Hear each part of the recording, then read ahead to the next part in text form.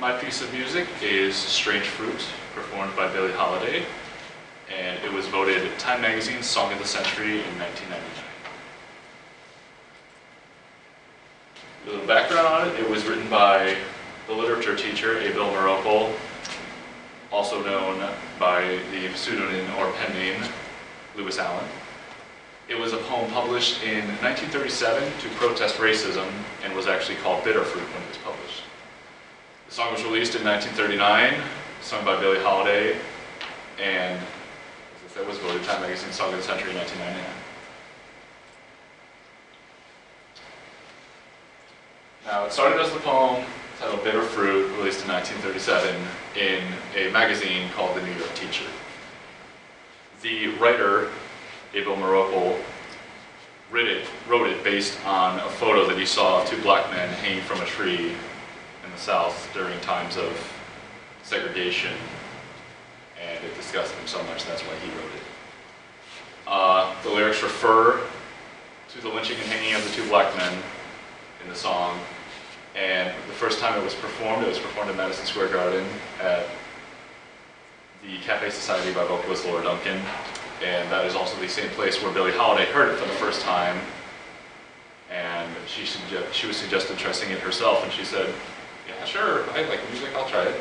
And she talked to her recording label, and eventually got it published in 1939 by Commodore Records. When Billie Holiday would perform Strange Fruit, it would usually mark the end of any of her concerts. About the author, Abel Meropol. He was born February 1903 in New York City, New York. He grew up in the Bronx during a time of strong racism and segregation, and comes from a Jewish background. He attended Dewey Clinton High School, graduated class in 1921, was married to Anne Meropol, and father of two adopted sons, Michael and Robert. He went under the pen name Lewis Allen, released the poem Bitter Fruit in January of 1937 in the New York Teacher. The poem was inspired by the hanging of two black men, as I've said. The two men's names were Thomas Shipp and Abram Smith. He hated all racism and all acts of racism and segregation from the time that he lived in. Besides Strange Fruit, he composed a couple other songs that became very famous. He was a composer of Apples, Peaches, and Cherries and The House I Live In, which was actually performed by Frank Sinatra. Both of his sons, his adopted sons, Robert and Michael, became college professors, just like he was, to carry on his legacy and started a charity foundation in his name. And his sons had to say about him before he died that he was very silly and playful and incredibly soft-hearted, and that he hated acts of killing and segregation and hatred so much that he had issues just like taking care of plants in his backyard and killing bugs and all sorts of little things. Keep little things. About the artist, Billie Holiday. She was born in April of 1917 in Philadelphia, Pennsylvania. Her original name was Eleonora, but she changed it to Billie because of her favorite film star, Billy Idol. She grew up in Baltimore with her aunt because her father ran off and her mother couldn't support her. She is of African American descent with a little Irish on her mother's side. She never went to school of any time, but she got into jazz at a very early age. She would hang around a bunch of jazz clubs late at night and took up playing instruments and singing at a very early age. She was a victim of rape and had to work at a brothel as a prostitute with her mother, which she was eventually arrested for growing up because it was the only means that she had of getting through life. She had her first record at only 18 years old.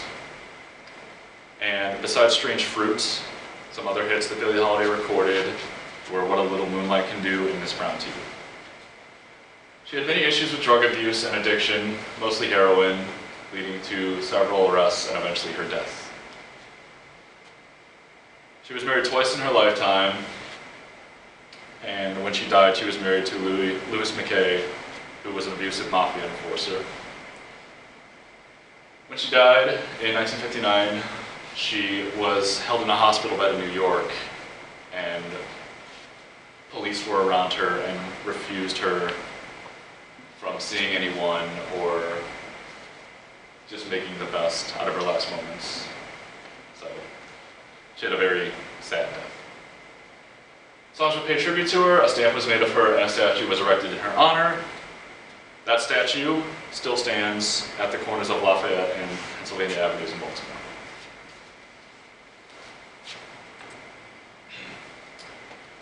Musical background. It is a jazz ballad with a single vocalist, Billie Holiday.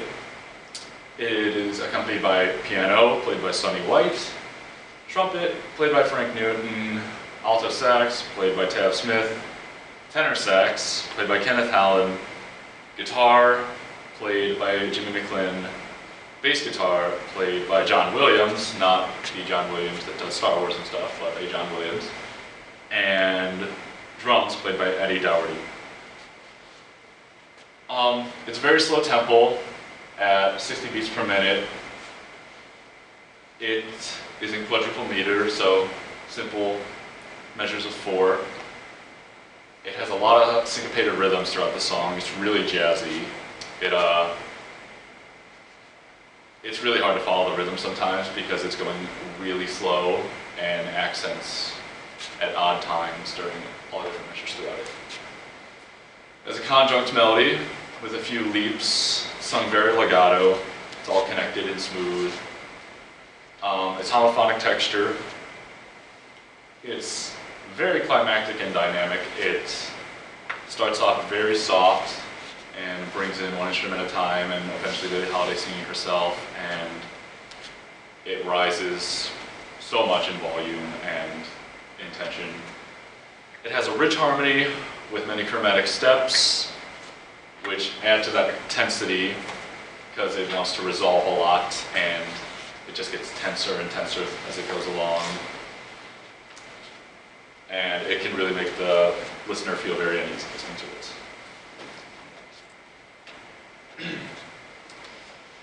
My experience of the song, overall, I did not enjoy the piece very much musically. This just wasn't my taste of music. But the background of the piece I enjoyed very much, and I have a deep appreciation for it now. It's a lot different than modern music that you would typically hear, so that might just be my bias. The piece was really depictive and visual, with a lot of analogies and symbolism throughout it. The symbolism was very powerful. The lyrics refer to, obviously, the lynching and hanging of those 2 black men. They were in the painting that Abel Morocco saw.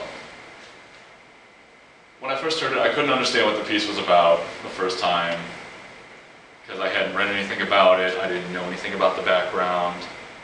I just thought they were strange lyrics to a very odd and tense, nasty sound. But after having learned what the lyrics meant and the story that went behind them, I really appreciated the song and listened to it a couple more times, and it really speaks volume to you once you know the background to it. There was a lot of tension, as I've said, strange sounds. All the harmonies were really wishy-washy and hard to follow along with. And the message of the piece was to address the issues of racism in the time that it was written. The piece was voted Song of the Century in 1999, and I think it's more than deserving of that title because more than just a song, it's a huge message about racism and segregation back in times where there's a lot of oppression and inequality amongst us, and it really drove that home.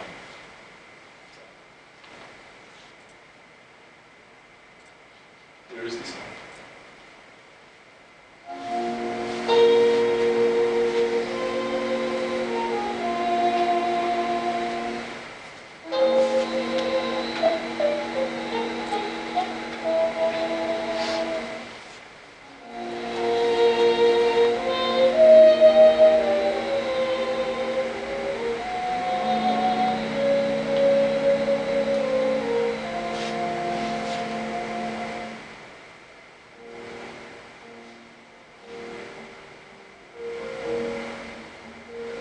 1929 that showed up was when he wrote it, but 1937 was when it was published.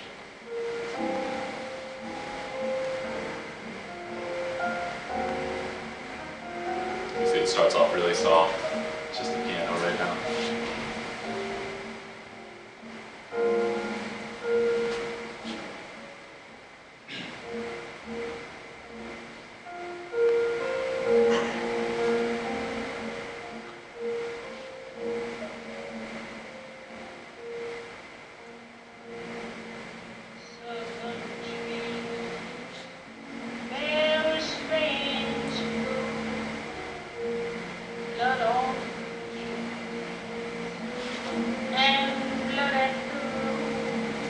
Obvious symbolism. Like bodies swinging in the southern breeze, strange fruit hanging from the poplar trees.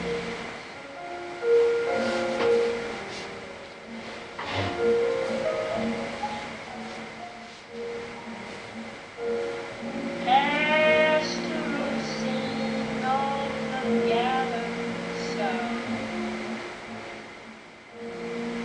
bulging eyes and the twisted mouth, Very depictive.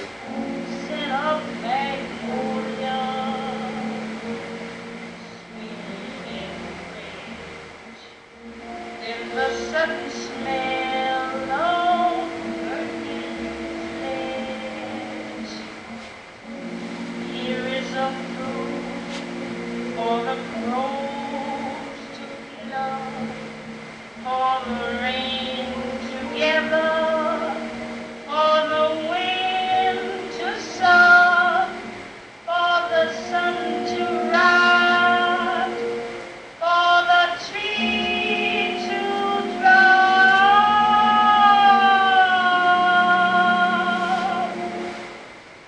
Here is a strange and bitter.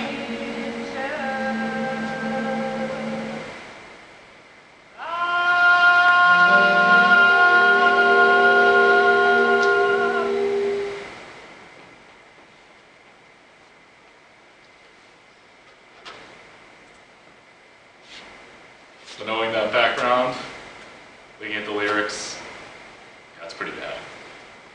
Great song. Definitely deserving of the title song of the century. Thank you for listening.